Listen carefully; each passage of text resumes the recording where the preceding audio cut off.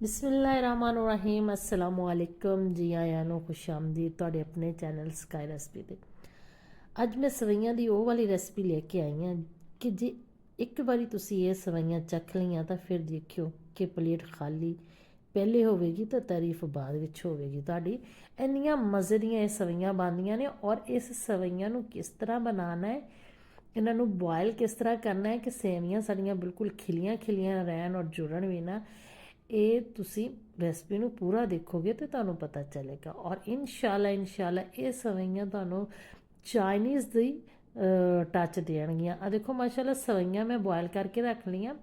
ਇਹਨਾਂ ਨੂੰ ਬੋਇਲ ਇਸ ਤਰ੍ਹਾਂ ਕਰਨਾ ਕਿ ਇੱਕ ਗਰਮ ਉਬਲਦੇ ਪਾਣੀ ਦੇ ਵਿੱਚ ਤੁਸੀਂ ਸਵਈਆਂ ਪਾ ਕੇ ਸਿਰਫ 1 ਮਿੰਟ ਬੋਇਲ ਕਰਨਾ।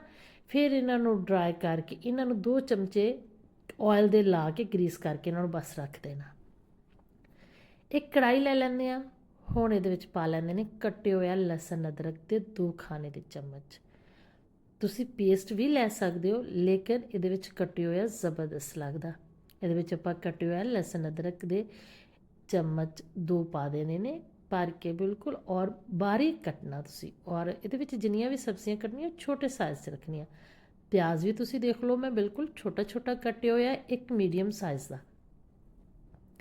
ਇਸ ਤਰ੍ਹਾਂ ਪਿਆਜ਼ ਨੂੰ ਵੀ ਆਪਾਂ ਜ਼ਿਆਦਾ ਉਹ ਬਰਾਊਨ ਨਹੀਂ ਕਰਨਾ ਬਿਲਕੁਲ, ਬਸ ਇਹਨਾਂ ਨੂੰ ਥੋੜ੍ਹਾ ਥੋੜ੍ਹਾ ਨਰਮ ਕਰਨਾ। ਲਸਣ ਨੂੰ ਸਿਰਫ ਲਸਣ ਦੀ ਅਸੀਂ ਖੁਸ਼ਬੂ, ਉਹਦੀ ਜਿਹੜੀ ਸਮੈਲ ਆ ਕੱਚੇਪਨ ਦੀ, ਉਹ ਖ਼ਤਮ ਕਰਨੀ ਆ। ਜਦੋਂ ਸਾਡਾ ਪਿਆਜ਼ ਹਲਕਾ ਜਿਹਾ ਨਰਮ ਹੋ ਗਿਆ, ਅਸੀਂ ਵਿੱਚ ਖੜੇ ਮਸਾਲੇ ਪਾ ਦੇਣੇ ਨੇ। 1 ਚਮਚ ਜ਼ੀਰੇ ਦਾ, 2-3 ਲੌਂਗ, 1 ਦਾਲਚੀਨੀ ਦਾ ਟੁਕੜਾ, 2 ਤੇਜ਼ਪਾਤ ਇਹਦੇ ਵਿੱਚ ਪਾਣ ਨਾਲ ਹੀ ਅਸੀਂ ਇਹਦੇ ਵਿੱਚ ਪਾ ਦੇਣੇ ਜੀ 1 ਬੜੇ ਸਾਈਜ਼ ਦਾ ਟਮਾਟਰ ਕੱਟ ਕੇ, 2 ਤੋਂ 3 ਹਰੀਆਂ ਮਿਰਚਾਂ ਕੱਟ ਕੇ। ਤੁਸੀਂ ਚਾਹੋ ਤੇ ਹਰੀਆਂ ਮਿਰਚਾਂ ਨੂੰ ਕੱਟ ਲਾ ਕੇ ਵੀ ਪਾ ਸਕਦੇ ਹੋ। ਇਹਨਾਂ ਨੂੰ ਆਪਾਂ ਕਰਾਂਗੇ ਇੱਥੇ ਮਿਕਸ। ਬਸ ਇਹਨਾਂ ਨੂੰ ਥੋੜ੍ਹੀ ਦੇਰ ਹੀ ਅਸੀਂ ਨਰਮ ਕਰਨਾ, ਐਵੇਂ ਸੈਕਿੰਡਾਂ ਦੇ ਵਿੱਚ। ਮਿੰਟ ਤੇ ਕਿਸੇ ਚੀਜ਼ ਨੂੰ ਅਸੀਂ ਲਾਇਆ ਹੀ ਨਹੀਂ, ਸਿਰਫ ਸੈਕਿੰਡ ਲਾਏ ਨੇ।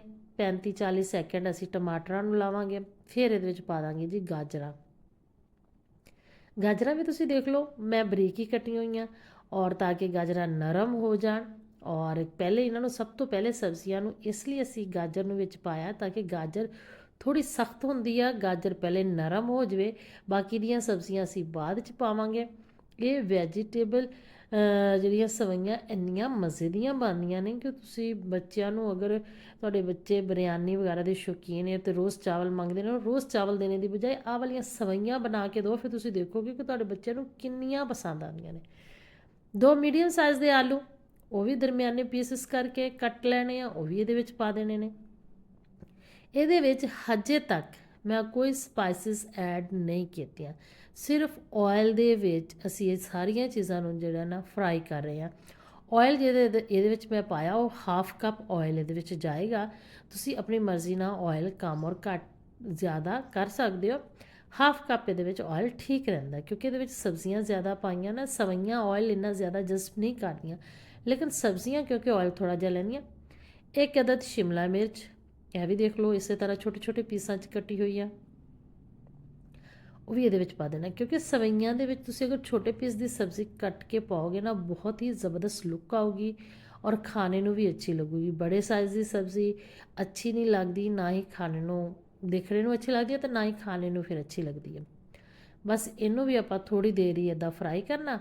ਔਰ ਜਿਸ ਤਰ੍ਹਾਂ ਹੀ ਫਰਾਈ ਹੁੰਦੇ ਇਹਦੇ ਵਿੱਚ ਨਮਕ ਪਾ ਦੇਣਾ 1 ਖਾਣੇ ਦਾ ਚਮਚ, ਹਲਦੀ 1/2 ਟੀਸਪੂਨ, ਸੁੱਕਾ ਧਨੀਆ 1 ਟੀਸਪੂਨ, ਦੜਾ ਮਿਰਚ 1 ਟੀਸਪੂਨ ਔਰ ਕਾਲੀ ਮਿਰਚ 1 ਟੀਸਪੂਨ। ਸਾਰੀਆਂ ਚੀਜ਼ਾਂ 1-1 ਟੀਸਪੂਨ ਪਾ ਕੇ ਇਹਨੂੰ ਆਪਾਂ ਕਰ ਲੈਂਦੇ ਹਾਂ ਮਿਕਸ। ਇਹਦੇ ਯਾਦ ਰੱਖਿਓ ਕਿ ਇਹਦੇ ਵਿੱਚ ਅਸੀਂ ਸਬਜ਼ ਮਿਰਚ ਵੀ ਕੱਟ ਕੇ ਪਾਈ ਆ, ਔਰ ਇਹਦੇ ਵਿੱਚ ਕਾਲੀ ਮਿਰਚ ਵੀ ਪਾਈ ਆ, ਔਰ ਦੜਾ ਮਿਰਚ ਵੀ ਪਾਈ ਆ। ਤੁਸੀਂ ਸਪਾਈਸਿਸ ਨੂੰ ਆਪਣੀ ਮਰਜ਼ੀ ਨਾਲ ਕਮ ਔਰ ਜ਼ਿਆਦਾ ਕਰ ਸਕਦੇ ਹੋ। ਇਹ ਬਿਲਕੁਲ ਇਕੁਅਲ, ਜ਼ਿਆਦਾ ਨਾ ਜ਼ਿਆਦਾ ਸਪਾਈਸੀ ਬਣੀ ਆ ਨਾ ਕਮ ਸਪਾਈਸੀ ਬਣੀ ਆ, ਬਸ ਸਹੀ ਬਣੀ ਆ ਤਕਰੀਬਨ। ਸਬਜ਼ੀਆਂ ਨੂੰ ਨਰਮ ਹੋਣ ਲਈ 2 ਤੋਂ 3 ਮਿੰਟ ਲਈ ਅਸੀਂ ਰੱਖਦੇ ਹਾਂ। ਮਾਸ਼ਾਅੱਲਾ ਜੀ ਦੇਖੋ ਸਬਜ਼ੀਆਂ ਸਾਡੀਆਂ ਨਰਮ ਹੋ ਗਈਆਂ, ਨਜ਼ਰ ਵੀ ਆ ਰਹੀਆਂ ਨੇ। ਔਰ ਹੁਣ ਅਸੀਂ ਜਿਹੜੀਆਂ ਸਵਈਆਂ ਬੋਇਲ ਕਰਕੇ ਰੱਖੀਆਂ, ਆ ਦੇਖੋ ਮਾਸ਼ਾਅੱਲਾ ਬਿਲਕੁਲ ਇਹ ਖਿਲੀਆਂ ਖਿਲੀਆਂ ਹੀ ਰਹਿਣਗੀਆਂ। ਅਗਰ ਤੁਸੀਂ ਇਹਨਾਂ ਨੂੰ ਆਇਲ ਲਗਾ ਕੇ ਰੱਖੋਗੇ ਨਾ ਤੇ ਬਿਲਕੁਲ ਖਿਲੀਆਂ ਰਹਿਣਗੀਆਂ। ਔਰ ਇਹਨਾਂ ਨੂੰ ਬੋਇਲ ਜ਼ਿਆਦਾ ਨਹੀਂ ਕਰਨਾ, ਸਿਰਫ 1 ਮਿੰਟ ਉਬਲਦੇ ਹੋਏ ਪਾਣੀ 'ਚ ਪਾ ਕੇ 1 ਮਿੰਟ ਰੱਖਣਾ। 1 ਮਿੰਟ ਤੋਂ ਬਾਅਦ ਇਹਨਾਂ ਨੂੰ ਤੁਸੀਂ ਛਾਣ ਲੈਣਾ ਔਰ ਇਹਨਾਂ ਦੇ ਛਾਣਨੇ ਤੋਂ ਬਾਅਦ ਜੀ ਇਹਨਾਂ ਦੇ ਉੱਪਰ 2 ਚਮਚ ਜਿਹੜੇ ਆਇਲ ਦੇ ਛਿੜਕਨੇ ਨੇ, ਛਿੜਕ ਕੇ ਇਹਨਾਂ ਨੂੰ ਹੱਥਾਂ ਦੇ ਨਾਲ ਤੁਸੀਂ ਇਸ ਤਰ੍ਹਾਂ ਉਲਟਾ ਪੁਲਟਾ ਦੇਣਾ ਤੇ ਫਿਰ ਇਹ ਬਿਲਕੁਲ ਵੀ ਇਹਨਾਂ ਨੂੰ ਆਇਲ ਗਰੀਸ ਹੋ ਜਾਏਗੀ। ਇਹਦਾ ਆਇਲ ਗਰੀਸ ਕਰਨੇ ਦਾ ਮਕਸਦ ਇਹ ਹੈ ਕਿ ਇਹ ਇੱਕ ਦੂਸਰੇ ਨਾਲ ਚਿਪਕਣਗੀਆਂ ਨਹੀਂ, ਇਹਨਾਂ ਦਾ ਇੱਕ ਸਾਰਾ ਢੇਲਾ ਜਿਹਾ ਨਹੀਂ ਬਣੂਗਾ, ਇੱਕ ਦੂਸਰੇ ਨਾਲ ਚਿਪਕਣਗੀਆਂ ਨਹੀਂ, ਕਲੀਆਂ ਕਲੀਆਂ ਹੀ ਰਹਿਣਗੀਆਂ। ਸਵਈਆਂ ਅਸੀਂ ਪਾਤੀਆਂ ਜੀ ਸਾਰੀਆਂ। ਹੁਣ ਕੰਮ ਆ ਗਿਆ ਇਹਦਾ ਇੱਥੇ ਮਿਕਸਿੰਗ ਦਾ। ਇੱਥੇ ਥੋੜ੍ਹੀ ਇਹਤਿਆਤ ਕਰਨੀ ਆ, ਬਹੁਤ ਇਹਤਿਆਤ ਨਾਲ ਸਵਈਆਂ ਨੂੰ ਤੁਸੀਂ ਮਿਕਸ ਕਰਨਾ। ਸਵਈਆਂ ਹੋਣ ਚਾਵਲ ਹੋਣ ਇਹਨਾਂ ਦਾ ਟੁੱਟਣੇ ਦਾ ਜ਼ਿਆਦਾ ਖਤਰਾ ਹੁੰਦਾ।